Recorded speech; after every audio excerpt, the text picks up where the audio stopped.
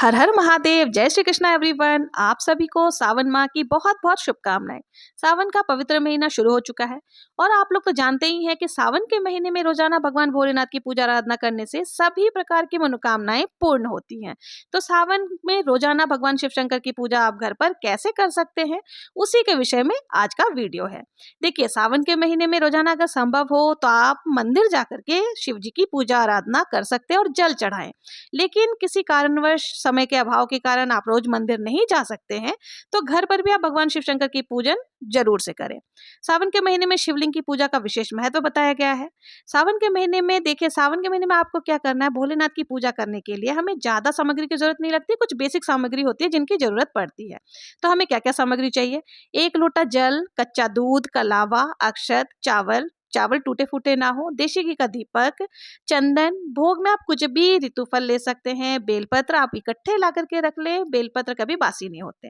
दक्षिणा के लिए हमें पैसे ले लेना है। ये सामग्री आप मंदिर भी लेकर जा सकते हैं और चाहे तो घर पर भी जब पूजन कर रहे हैं तो आप यूज में कर सकते हैं।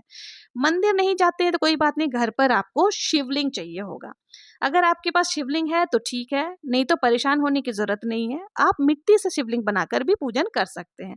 इसका भी महत्व बहुत अधिक होता है।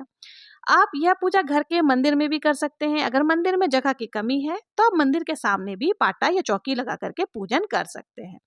चौकी पर सफेद वस्त्र हमें रख लेना है और साथ ही में एक थाली लेनी है। देखिए, सावन के महीने में सुबह हमें क्या करना है, जल्दी उठकर स्नान आदि कर लेनी है। स्नान आदि से निर्वृत्त होने के बाद आपको शिव पूजन करनी है। थाली में सबसे पहले हम एक बेलपत्र रखेंगे, उसके ऊपर ही हमें शिवलिंग स्थापित करनी है। अगर आपके पास शिवलिंग नहीं है तो आप मिट्टी से पिंडी आकार के शिवलिंग बनाकर उनको विराजमान करके पूजा कर सकते हैं। फिर हमें क्या करना है, देसी घी का दीपक प्रज्वलित कर लेना है। फिर शिवलिंग पर हमें जल चढ़ाना है।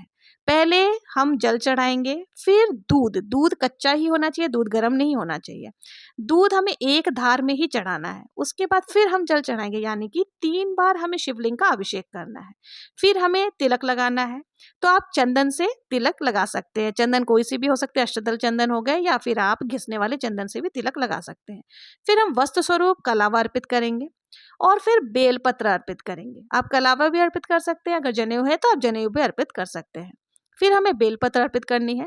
बेलपत्र शंकर भोलेनाथ की पूजा में बहुत जरूरी होता है, तो आपको बेलपत्र जरूर से समर्पित करना है। आप एक बार में ही ज्यादा बेलपत्र ला करके रख सकते हैं। यह कभी भी बासी नहीं होती, रोज आप इसे ही चढ़ा सकते हैं।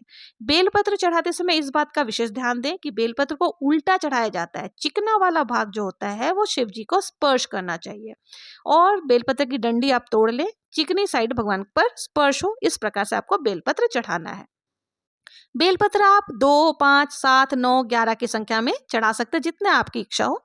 फिर आपको फूल समर्पित करना है। फूल अगर कनेर का मिल जाए या सफेद फूल मिल जाए तो बहुत ही उत्तम है। अगर नहीं मिले तो कोई सा भी फूल आप ले सकते हैं। अगर फूल नहीं है तो केवल अभिषेक भी आप कर सकते हैं। साथ ही आपके दीपक की भी पूजा करनी है, तो आप दीपक पर भी फूल चढ़ा देंगे और चंदन से तिलक जरूर से लगाएंगे। फिर हमें भोग समर्पित करना है। भोग में कोई भी ऋतुफल आप चढ़ा सकते हैं। अगर किसी दिन ऋतुफल नहीं है तो आप चीनी भी चढ़ा सकते हैं। तो जो भी भोग आपके पास है, आप सच्चे मन से भोलेनाथ को समर्पित कर दें। मैंने यहाँ केला और नाशपाती चढ़ा दिया है। फिर हमें दक्षिणा समर्पित करनी है। पूरे महीने हमें दक्षिणा चढ़ानी है। दक्षिणा चढ़ाने से हमारे पूजा में रही कमियां दूर होती हैं, तो इसलिए आप पूरे महीने दक्षिणा चढ़ाएं। कम से कम दक्षिणा या ज्यादा से ज्यादा आप अपनी इच्छा अनुसार दक्षिणा चढ़ा सकते हैं। आप चाहे तो सिर्फ एक सिक्का भी चढ़ा सकते हैं। आप शिव महापुराण का पाठ भी कर सकते हैं। अगर आप शिव महापुराण का पाठ करते हैं तो आप, या फिर कथा सुनते हैं, तो इसी समय आपको पाठ भी करना है और कथा भी सुनना है। फिर हमें प्रेम पूर्वक आरती करनी है। आरती हम शिव जी की जय शिव ओंकारा, ये वाली आरती करेंगे। ये हम करते हैं। अगर आप लोगों के घर में कोई दूसरी आरती होती हो शिव शंकर जी की, तो आप वो भी कर सकते हैं। और आप जब पूजन करते हैं तो आपको मन ही मन ओम नमः शिवाय का जाप जरूर से करना है। उच्चारण आप पूरे दिन करते रहें। फिर जब पूजा समाप्त हो जाए, हमारी आरती हो जाए, तो हाथ जोड़ करके हमें पूजा में रही कमियों के लिए क्षमा याचना करनी है और अपनी मनोकामनाओं को पूर्ण करने के लिए भोलेनाथ से प्रार्थना करना है। तो इस प्रकार से शिव जी की जो है, शिवलिंग की पूजा, दैनिक पूजा जो होती है, जो रोजीना हमें घर पर करनी है, वो हो जाएगी। पूजा के बाद जब दीपक शांत हो जाए, तब हमें क्या करना है, दक्षिणा आप उठा करके रख लें। आप चाहें तो रोज ही किसी को दान में दे सकते हैं, या फिर पूरे महीने की दक्षिणा एक साथ इकट्ठा कर लें और अंतिम दिन आप दान में दे सकते हैं। जो भी फल आपने चढ़ाई है, चीनी आपने चढ़ाई है, वो सभी अपने परिवारजन में हमें बांट लेना है, प्रसाद स्वरूप हम ग्रहण करेंगे। फिर शिवलिंग को अपने यथास्थान पर रख देना, आप विराजमान कर दें। अगर मिट्टी के शिवलिंग आपने बनाए हैं तो एक पात्र लेकर उसमें जल भर करके हमें विसर्जन कर देना है। और यह जो फूल, पत्ते, दूध, जल, इन्हें हमें किसी पौधे में डाल देना है। लेकिन याद रहे कि तुलसी के पौधे में हमें ये जल और दूध नहीं डालना है। तुलसी के अलावा आप किसी भी पौधे में जल डाल सकते हैं, इनका खाद बन जाएगा। और जो बेलपत्र आपने चढ़ाए हैं उसे आप दोबारा धो करके प्रयोग कर सकते हैं। बेलपत्र ही एक ऐसा है जिसे दोबारा आप प्रयोग में ला सकते हैं। अगर आप पार्थिव शिवलिंग की या मिट्टी के शिवलिंग की बना करके पूजा करना चाहते हैं तो उसका वीडियो भी आपको मेरे चैनल पर मिल जाएगा, वहां से जाकर के आप जरूर से देखें। तो इस प्रकार से आपको रोजाना घर में शिव जी की पूजन आराधना करनी है। अगर आपको मेरा वीडियो पसंद आया हो तो प्लीज मेरे चैनल को लाइक, शेयर एंड सब्सक्राइब करना ना भूलें।